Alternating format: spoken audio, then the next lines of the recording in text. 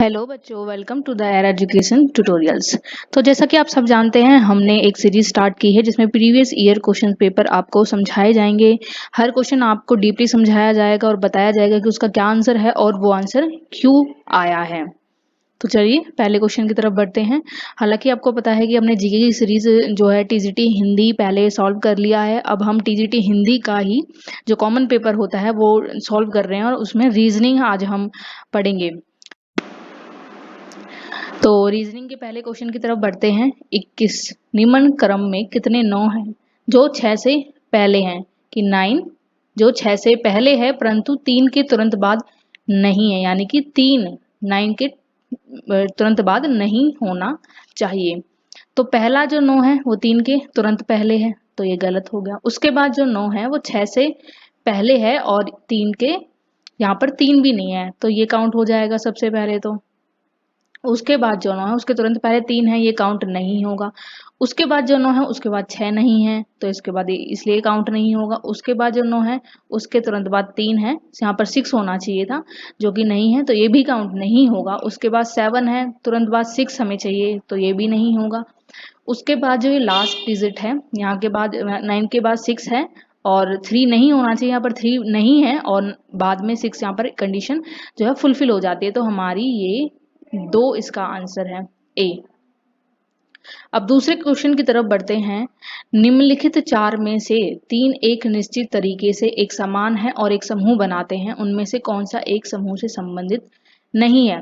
यानी कि ये 4 ऑप्शन दिए हैं और इन 4 ऑप्शंस में से 3 ऐसी डिजिट हैं जो आपस में जो है मैच करती हैं, किसी रूल के अकॉर्डिंग या किसी ट्रिक के अकॉर्डिंग आपस में मैच करती है और एक मैच नहीं करती है। तो इस क्वेश्चन में जो है स्क्वायर हो रहा है, 3 तिया 9, 4 चौक 16, 5 पूरे 25, लेकिन 10 किसी का भी स्क्वायर नहीं है, तो इसका आंसर है बी। और इसमें यही पूछा है कि कौन सा एक समूह नहीं है, तो 10वां इसमें समूह नहीं है। बाकी सबके स्क्वायर्स हैं, वो एक ट्रिक से एक रूल के अकॉर्डिंग जो है एक ग्रुप बनाते हैं। अगला क्वेश्चन है 23।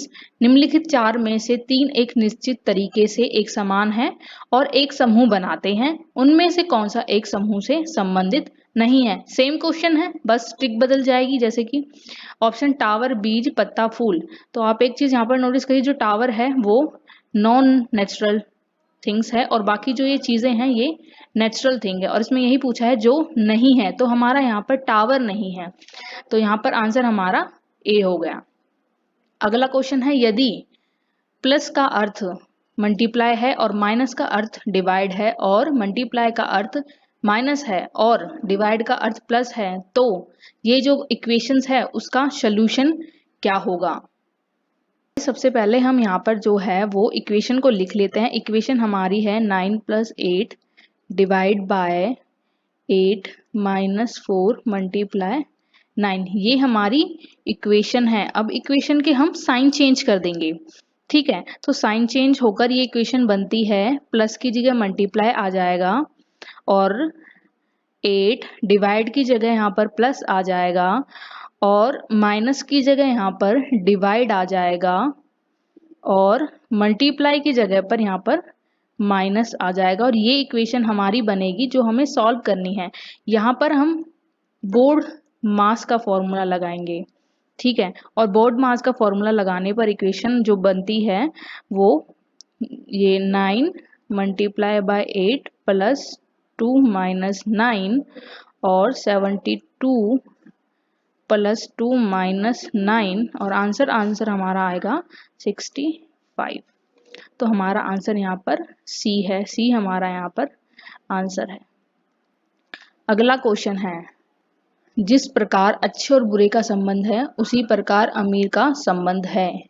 यानी कि यहाँ पर हमें राइमिंग बतानी है, जैसे अच्छा, बुरा, अमीर, गरीब, ठीक है?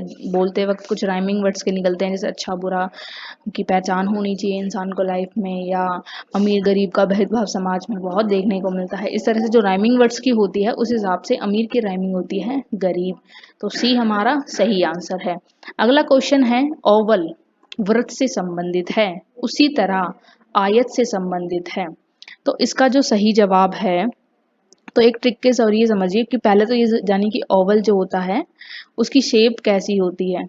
उसकी शेप कुछ इस तरीके से होती है। आपने कभी कोई थ्योरी सुनी होगी कि एक साइंटिस्ट थे जो कहते थे कि अर्थ ओवल शेप में है, ठीक है। फिर एक थ्योरी आई कि अर्थ सर्कल है, ठीक है। तो ओवल और जो सर्कल है, सर्कल को हम वृत्त बोलते हैं, वृत्त जो इस तरह से शेप करता है। हालांकि ये पूरा गोल नहीं है बट आपको समझाने के लिए।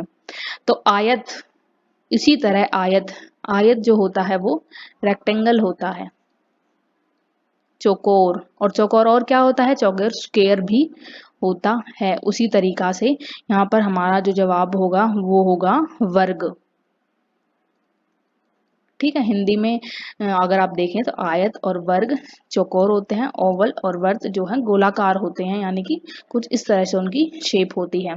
तो आज आपको यहाँ पर जवाब पता चल गया होगा, वर्ग हमारा यहाँ पर आंसर है। अगला क्वेश्चन है 27, एक खास कोड भाषा में पेरेंट्स को RCTGPVU लिखा जा सकता है, उसी कोड में चिल्ड्रन को कैसे लिखा जा सकता है। तो सबसे पहले ये आप समझिए कि यहाँ पर जो है वो पेरेंट्स को RCTGPV कैसे लिखा गया है, ताकि फिर आपको ये समझ आएगा कि चिल्ड्रन को कैसे लिखा जा सकता है। तो जो पेरेंट्स है उसको आप इस तरीके से लिख लीजिए, और जो किसमें चेंज हुआ है वो इसमें चेंज हुआ है, यानी कि RCTGPVU। तो अगर आप ध्यान से देखें तो PQRABCRSTEFGNOPTUVSTU, यानी कि 2 प्लस डिजिट पर वो इक्वेशन आ रही है। जैसे कि यहाँ पर 4 लिखा है, यहाँ पर 2 लिखा है। 4 में 2 प्लस किया तो हमारा क्या होता है 6, और 2 में 2 प्लस किया तो 4। उसी तरीका से P यानी कि 2 डिजिट आगे R आता है, और बाकी की इक्वेशन मतलब 2 डिजिट आगे आती हैं। तो उसी तरीके से हमें चिल्ड्रन का अब बताना है। तो चिल्ड्रन का हम यहाँ पर लिख देंगे CHILDREN, और 2 प्लस डिजिट हम यहाँ पर नीचे लिख देंगे। तो हमारी जो 2 प्लस डिजिट होंगी वो होंगी यहाँ पर EJKNFTG और P, ठीक है।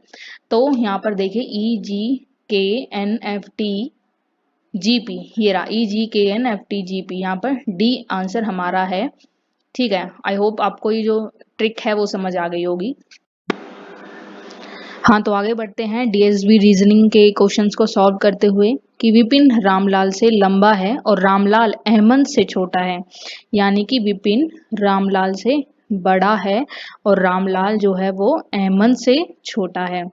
फिर सवाल आता है कि मोहिंदर शेख से लंबा है परंतु रामलाल से छोटा है, यानी कि रामलाल जो है वो मोहिंदर से बड़ा है और मोहिंदर जो है शेख से बड़ा है। और फिर इक्वेशन बढ़ती है कि अहमद विपिन से छोटा है, यानी कि विपिन जो है वो अहमद से बड़ा है।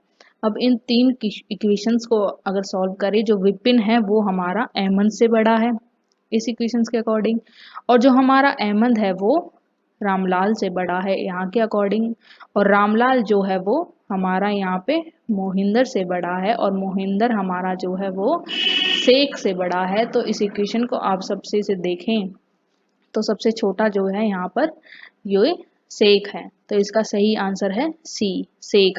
शेख सबसे छोटा है। तो क्वेश्चन में आगे बढ़ते हैं।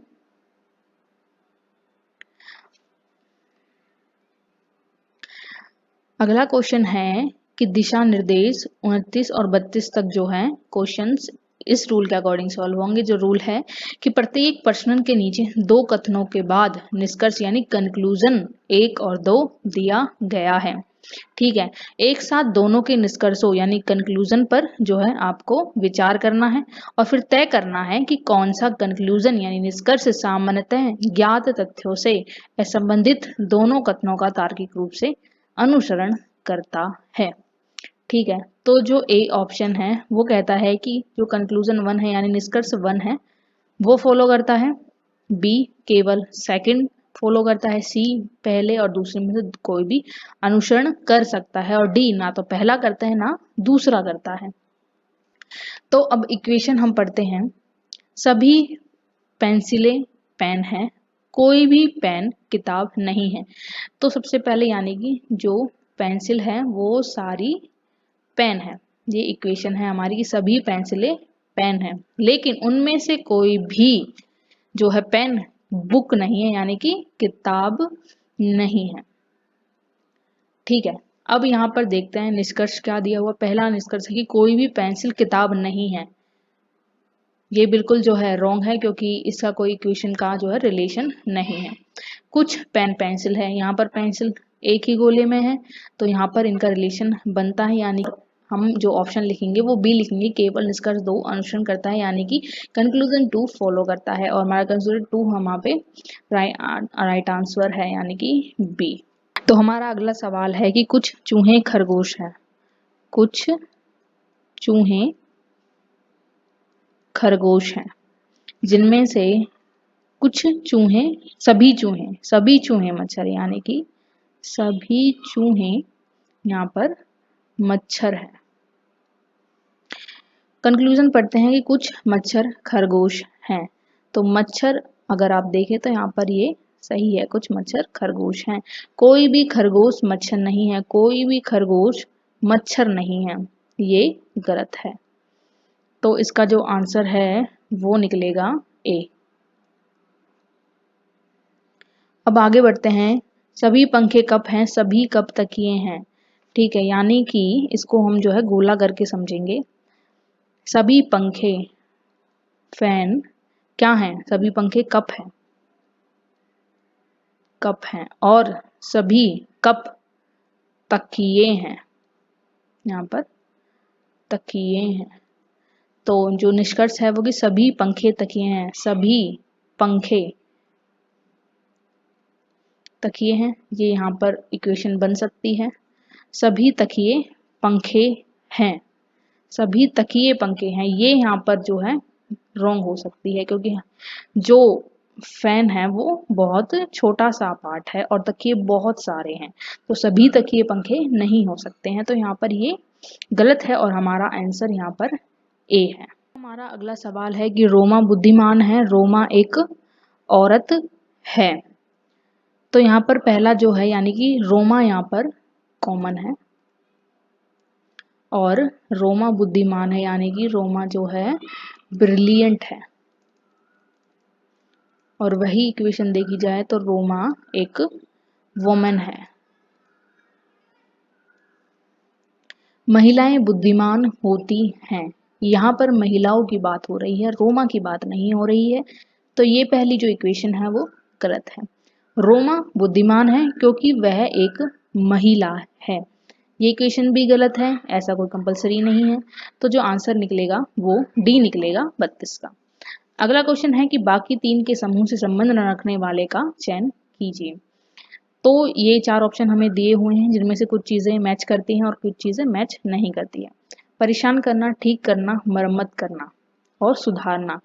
तो अगर आप देखें, ठीक करना यानी कोई चीज़ सुधार करना, मरम्मत करना मतलब कोई चीज़ ठीक की जा रही है, सुधारना मतलब वही चीज़, ये तीनों चीज़ें मैच करती हैं। और यहाँ पर ये परेशान करना, ये चीज़ जो है वो समूह से अलग है, यानी कि ग्रुप से अलग है। अब अगली इक्वेशन की तरफ बढ़ते हैं कि 24 से 36 क्या दिशा निर्देश हैं। तो प्रत्येक प्रश्न के नीचे 2 कथनों के बाद निष्कर्ष पहला दूसरा दिया है, और दोनों कथनों के सच मान लें भले ही वह ज्ञात तथ्यों से भिन्न लगे, और फिर तय करें कि दिया गया कौन सा निष्कर्ष सामान्यतः ज्ञात तथ्यों से संबंधित दोनों कथनों का तार्किक रूप से अनुसरण करता है, यानी फॉलो करता है। तो ये ऑप्शंस दिए हुए हैं, जिसमें पहला फॉलो करता है यानी अनुसरण करता है, दूसरा अनुसरण करता है, और तीसरा है कि उन वो दोनों ही अनुसरण करते हैं, और डी है कि उनमें से कोई भी नहीं करता है। तो 34 है कि सभी पेंसिलें ईंट हैं, सभी ईंटें बोतलें हैं। इस इक्वेशन को हम लिख देते हैं, सभी जो पेंसिल हैं वो ईंटें हैं, और सभी ईंटें बोतलें हैं, यानी कि सभी ईंटें बोतलें हैं। अब यहाँ पर कंक्लूजन पढ़ते हैं, कुछ ईंटें पेंसिल हैं, कुछ ईंटें पेंसिल है। ये जो हमारी इक्वेशन है वो बिल्कुल सही है। ठीक है, कुछ बोतलें ईंटें हैं, कुछ बोतलें ईंटें हैं, ये इक्वेशन भी हमारी सही है क्योंकि जो बोतल है उनकी क्वांटिटी ज़्यादा है, ईंट की कम है, उनमें से जो है कोई भी बोतल ईंट हो सकती है।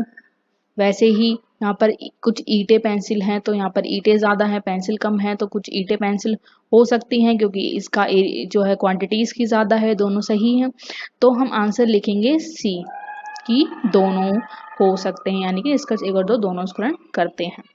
कथन सभी पेंसिलें ईंट हैं। तो क्वेश्चन तो देखो, इक्वेशन तो यहाँ पर यही वाली है, लेकिन यहाँ पर जो कंक्लूजन है वो चेंज हो गए हैं। यहाँ पर कुछ दिया हुआ था, यहाँ पर सभी दिए हुए हैं।